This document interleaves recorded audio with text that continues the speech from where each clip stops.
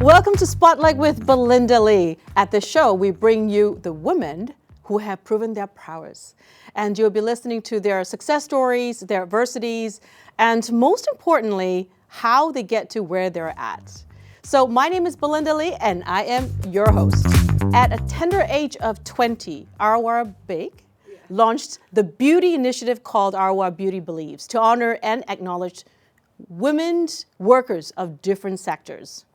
As part of the monthly initiative, Arwa, the professional makeup artist, gives this woman a complete makeover and loads of gifts to take away with clothes, shoes, bags, and jewelry. I want to be one of those women, though. What kind of bags do you give away? Because I'm really into bags. Well, it's like I give them the option of choosing what they want. Oh. So like they have like variety, and whatever they feel like they would look best in, they can take. Wow. Are you kidding me? Tell me, let's go back a little bit and tell me about your childhood. Tell me, who are the people that influence you the most? So my childhood was really fun. Thankfully, I was a very privileged child. My parents were always there for me, and you know, I had what I think most people don't have, and I was lucky for that.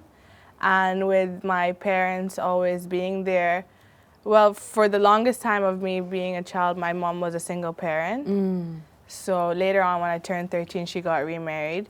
But for me, like, who influenced me the most was definitely my mom. Right. Seeing her like work hard and, you know, have that drive to get what she wants and, you know, provide for her daughter, that like pushes me like till now. If I want to work and when I'm working, I'm like, no, I have to get it. If it's in my mind, like I have to like make my mom proud for everything she gave me. Wow. I mean, that's amazing, mother. Yeah. I know single motherhood is very difficult, and because you have to be a dad and a mom at the same time, and you have to be firm and actually nurturing at the same time to your children.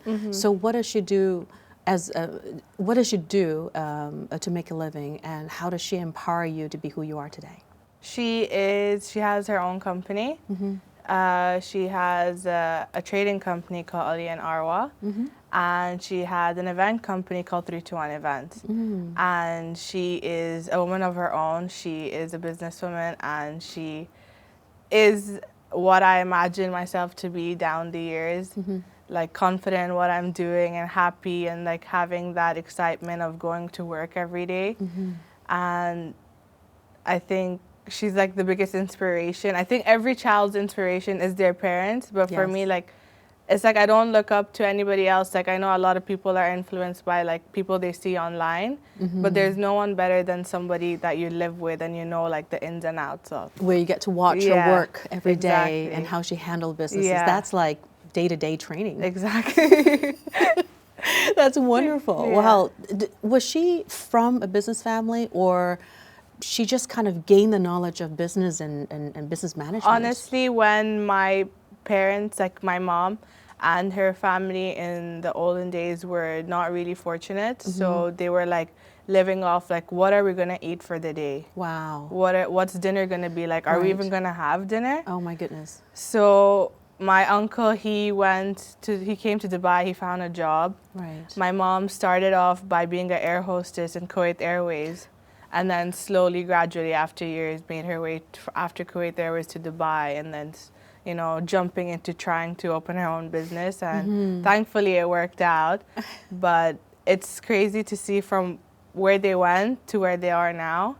So that's why, like, when I said, like, I was blessed, was like, because I hear the stories and, like, I get goosebumps because I'm like, these are, like, I can't, like, imagine how it is right now when they were like that. Wow. I heard that your uncle's pretty successful too. Yeah. Well, tell me a bit about him. So he's always also been there because obviously my mom was a single parent. We live in a joint family, so we used to. Sure. Yeah. Yeah, I grew up in a joint family. I know how that is. Yeah. And so he's very successful. He knows what he's doing, and I think a lot of his like love for fashion gave me, you know, that beauty touch of like, oh, I want to be like somewhere in a creative field. So seeing my mom's like business and seeing him mix fashion with business was like really cool. And that's when I was like, why don't I mix my passion for beauty and business together? And he is in the beauty industry as No, well? he's in a fashion industry. He's in the fashion industry Yeah. as well. Yeah. And which companies does he own? He doesn't own. He's the CEO of Splash, Ah, Landmark Group. Yeah. right. I heard it's really big here. Yeah. It literally is.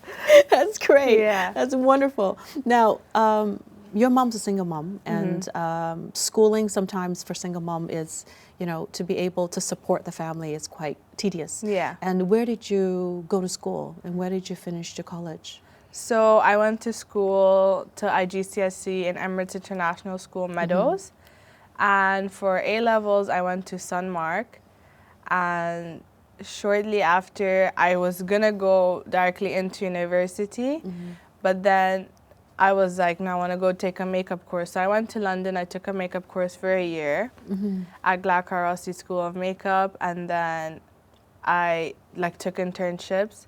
And then while I was taking internships, like for my mom, she was like, if you don't want to do uni and you just want to go and do your work, it's fine. But I was like, I still want to do uni. Like, I don't want to miss out on, you know, like I just want to do everything. So when I look back, I was like, yeah, I did that as well, you know.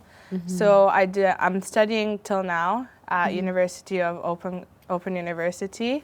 You're a student right now? Yeah. Ah. So I'm a business major.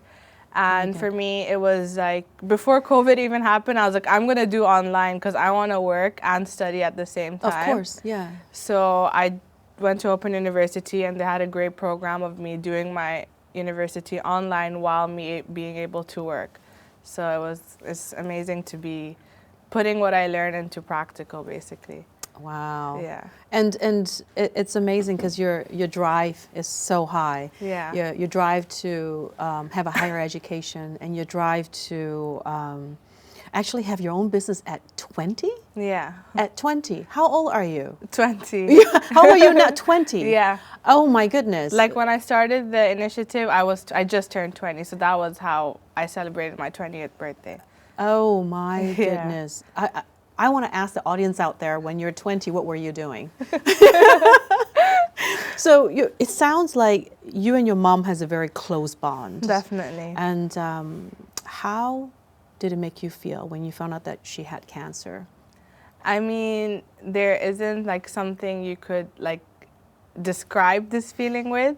Like obviously, like now when you ask me the question, I'm like, it's like the fear of unknown, because I don't know what's gonna happen. Like, is she gonna be okay? Like, what am I supposed to do? How can I help? Because I have no knowledge about this. Nobody around me has knowledge about it. We're just getting told something, and it's like, oh, we can't do anything. If the medicine works, it works. If not, it's like what God decided. So it was just very scary, but slowly I tried to not show how I was feeling to her, because like I want to be like, oh, it's gonna be fine, we're gonna be fine. But you could just see her also being scared, and like I had to like change the environment for her to feel better. But obviously, like initially, I was very scared. I can totally relate to that. Having a loved one having a degenerative disease and you don't know how to handle it it's very difficult. Yeah. And especially somebody that has such a big impact in your life. Literally. Your mother sounds like a very wonderful woman. Yeah. Very strong. Yeah. And how is she doing right now? She's good. She's on the road to recovery. So good. After 2.5 years of battling cancer, now she's just, you know, chilling, doing her work. And just taking a breather from all, like, everything. Like, now sometimes, like, if you don't want to go to work, just chill. Like, you, like, deserve to. Because, like, those 2.5 years were hectic. Like, going to hospital, doctors, and x-rays and radiation. Like, it's very draining. Like, till date, it affects her bodies in some ways. Like, in her body ache or, like, tiredness. So, you know, I just try to give her, like, the leisure and just tell her to relax. Wow. And are you the only daughter? Yeah. In the family? Only child. The only child. Yeah. Wow. Wow. The burden on you must be quite big, because you are the only child and you're helping your mother get better and undertaking all this stress. How does it change you in the last few years after this ordeal? I think after seeing what happened to her, I obviously started living for the day, and, you know, like, just doing whatever I want. Like, I know it's like I'm really young and I have a lot of time, but you don't really know how much time you have. So I definitely try to like enjoy a lot with my family, with my friends, and not limit myself to things. And seeing her go through that, I was definitely like, I don't want to be someone who's adding more pressure for her. I want to take the load off. So I would try to like, because I was like just graduating, so I had my exams and finals, and my parents were away in India, and I was sitting here like all alone in the house, and I was like, oh, I have to prepare for my exams, but I'm still thinking about my mom. But then I'm like, I can't do bad because I don't want her to stress about it. To worry about you, yes. So it was like as you said, there was a lot of pressure because like you need to do like the best and be the best, but at the same time, like it started affecting my mental health because I was like, I don't know how to handle it, and all my friends want to go out and have fun, and then I'm like, but I have a lot of things going on, like I don't know how to have fun right now. Wow, that's such a great, honest answer, because I was a single parent and for 2 children, and a very young age as well. And I remember when my friends wants to go and have fun, and I can't because I have this responsibility. And I won't call it a burden, but responsibility of making sure someone else is taken care of. I think I can relate to that very well with you. Definitely. Wow, amazing. Now, you've launched your brand, Beauty Beliefs, and I want to hear the main concept of this particular sessions that you've developed. When I read your bio and I read some of the articles that was published online, and I was very impressed at age 20 and all this publication, and they're edifying what you're doing. Honestly, I didn't even know I was going to reach there. Like I was just doing it for like in a way to show support to all the women. So basically Arwa's Beauty Beliefs is an initiative where I bring my passion for beauty and my love for society together on the basis of empowering women. And that's how I was like, it's my 20th birthday, it's COVID. I'm not going to go and have a party while doctors and nurses are trying to have us stay safe. So for my first initiative, like how I started was I took 2 doctors and 2 nurses, and I did their makeover, like their whole makeup, hair, clothes, bags, shoes, everything that you said.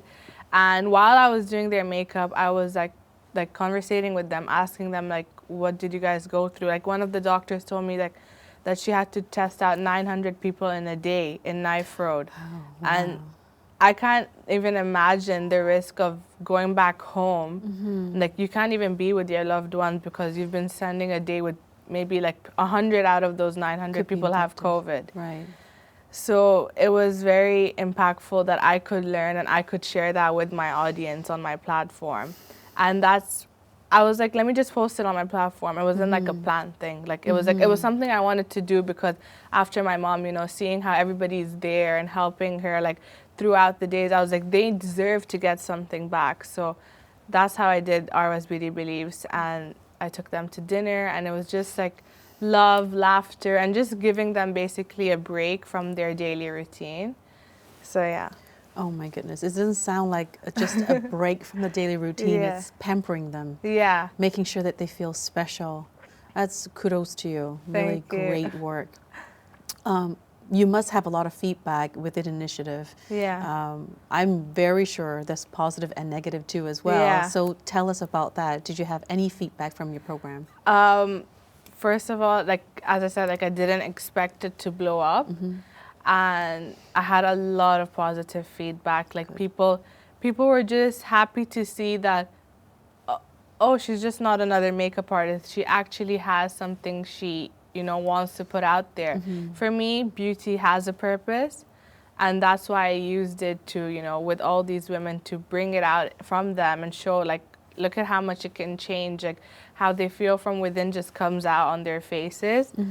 And there was obviously like some negatives, like some people are like, oh, you're just doing it for PR, you're just doing it for this, but I'm like, you can believe what you want, but I'm doing it because I actually have the passion and love for this, so I'm not just gonna leave it because I have like 2-3 people saying negative things. Like I have, like the positive always outweighs the negative. I can't disagree with that at all. I find that there is always a couple of them that is a bit sore that someone's doing it. Yeah. And there's ulterior motives. But there's, I mean, human beings are very, very loving. Yeah. And we need to go back there again. I think sometimes Definitely. I see a lot of leveraging, a lot of taking advantage of. Yeah. And I would really love to see the true of human beings, which is the love, pure, and honesty and authentic. Yeah. And I think a lot of people just get carried away, especially on social media, to just bring down people, because we might not be on the same level, but we're all still humans at the end of the day. We all still feel like you can't just not be nice to someone because you're having a bad day. Very good, very good. Now the makeovers, do you work on the women, or do you work on men too, or just purely women? Till now, it's only been women. I've been able to do makeovers for 16 beautiful women from different variety of where they work, and it's truly been amazing. And I hope to, do makeup for men as well soon.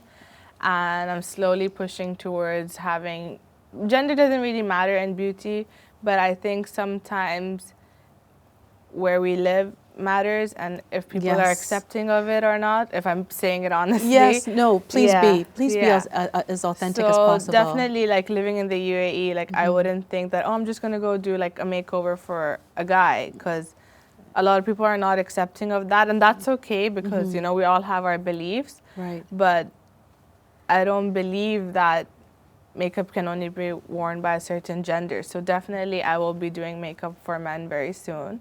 But till now it's been 16 beautiful women, and I've been blessed to even have the opportunity to work on them on their schedules. How do you select them though? So it must be a long lineup saying, come do me.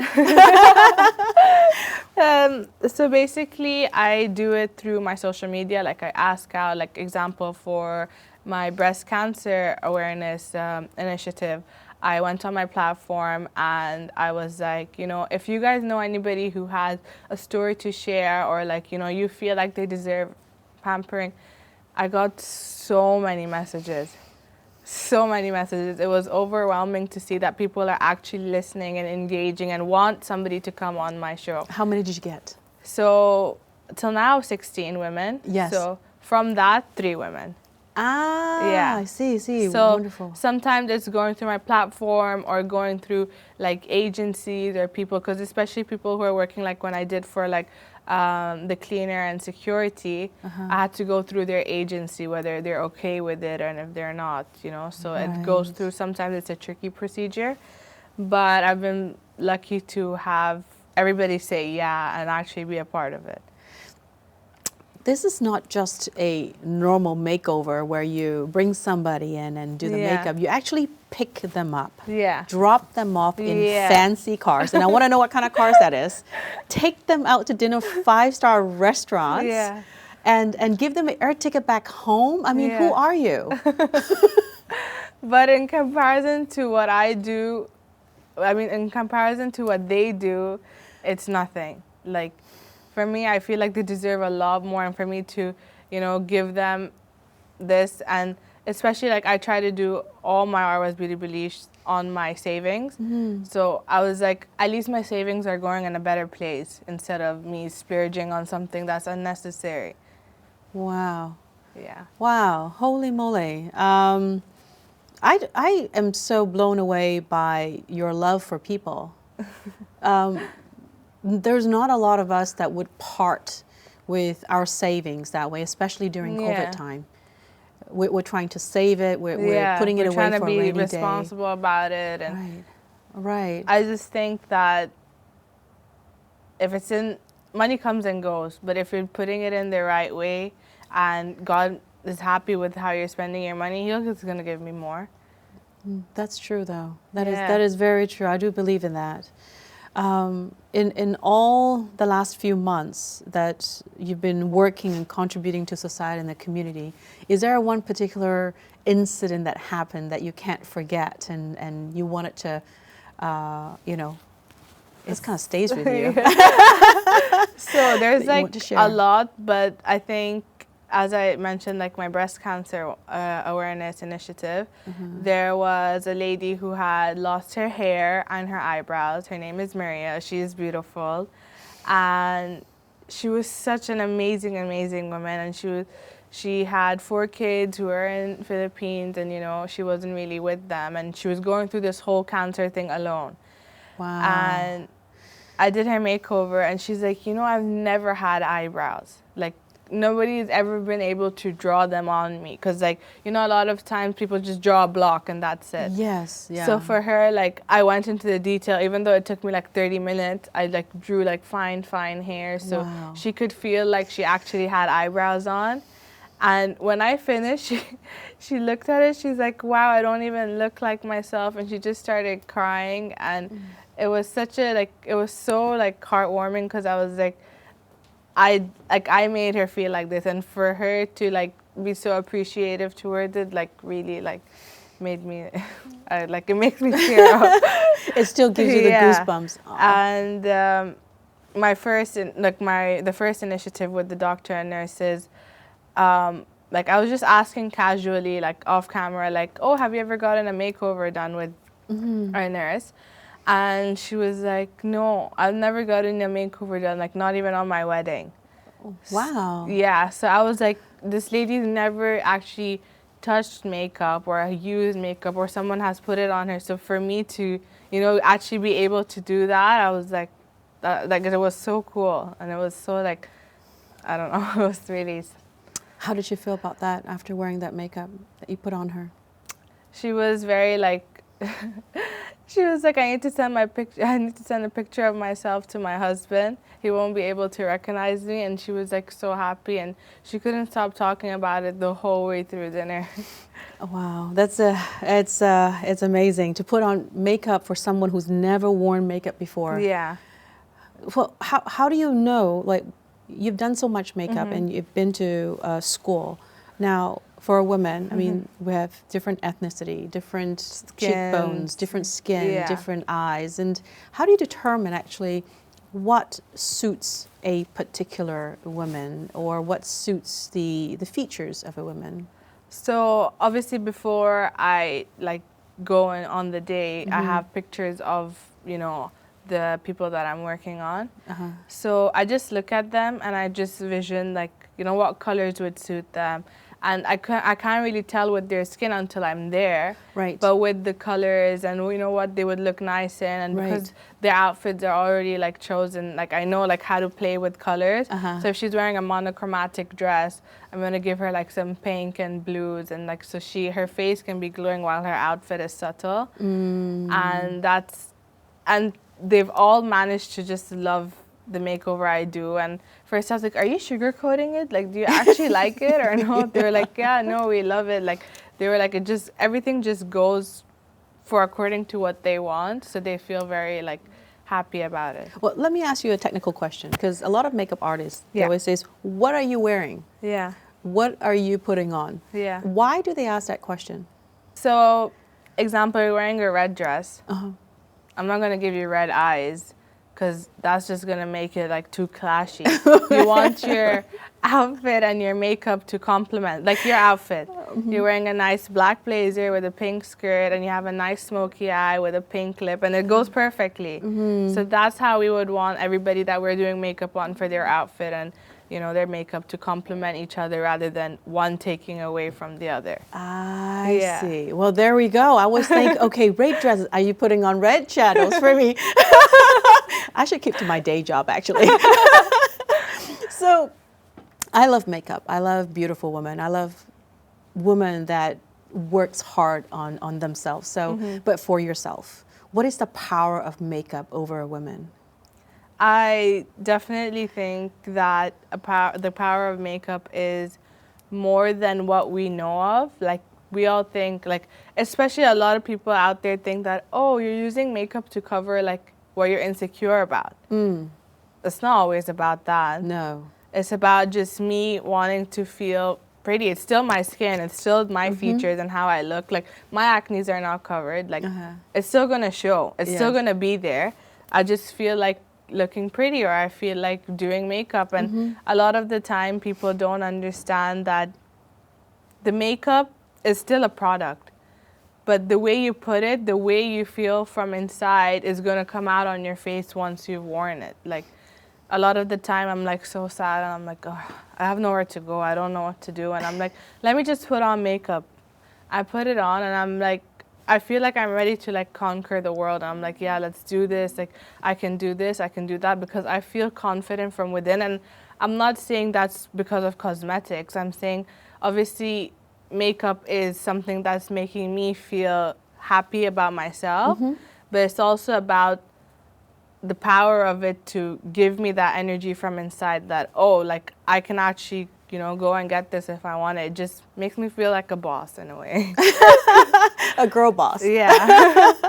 I find that makeup sometimes people do see as vanity. It's actually to accentuate the features. Exactly. And what features God's given you. And it is quite empowering. Yeah. It is very empowering. What are your future plans? What do you intend to do in the next 5 years? So definitely still work on Arwa's Beauty Beliefs and, you know, get to talk to a lot of more women and, you know, empower them, and also be doing my beauty with them. And I also do beauty on like my social media. And hopefully my end goal is to have my own business in the cosmetic industry. And what does it look like to you? It looks very pretty.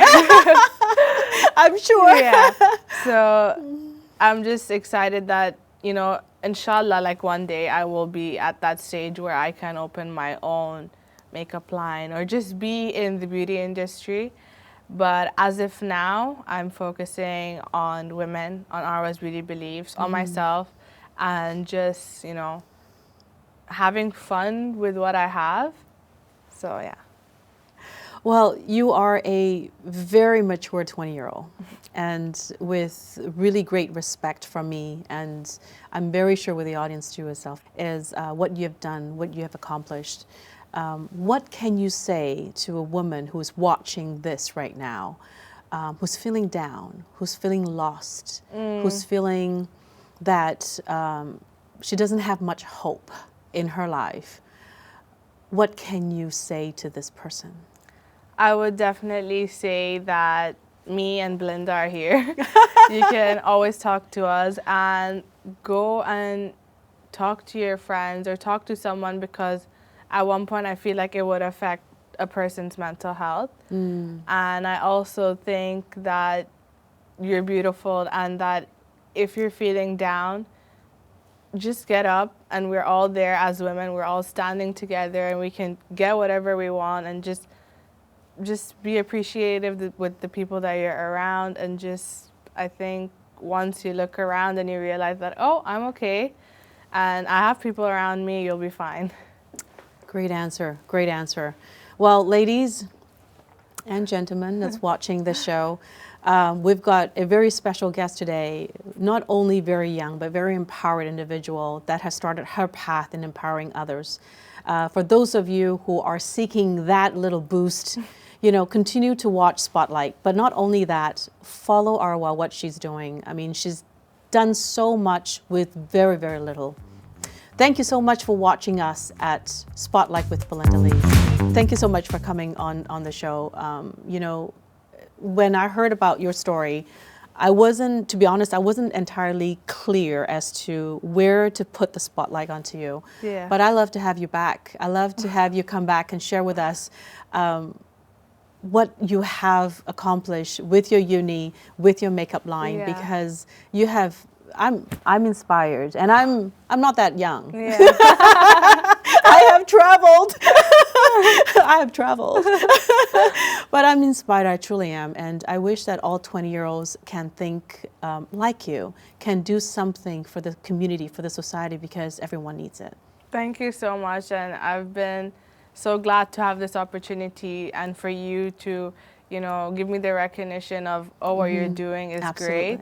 And I think for you to have this amazing show, to talk to all of us women and be able to share our stories and get more people to come and see what we're doing is just amazing. Thank you. Thank you. Well, Thank you so much for joining us today on Spotlight with Belinda Lee. You can find this broadcast on our social media and Asira Academy. I want to thank you, Asira, for sponsoring the show. And Asira is a social lifestyle community where they offer online academy, travel club, and personality coding technology. Thank you again for watching Spotlight. Every day I do this, I get more and more inspired. I am Belinda Lee, and I am your host. I look forward to seeing you in the next Spotlight, where we shine on another amazing story. I'm Arwa Beig, founder of Arwa's Beauty Beliefs, and I'm being spotlighted with Belinda Lee.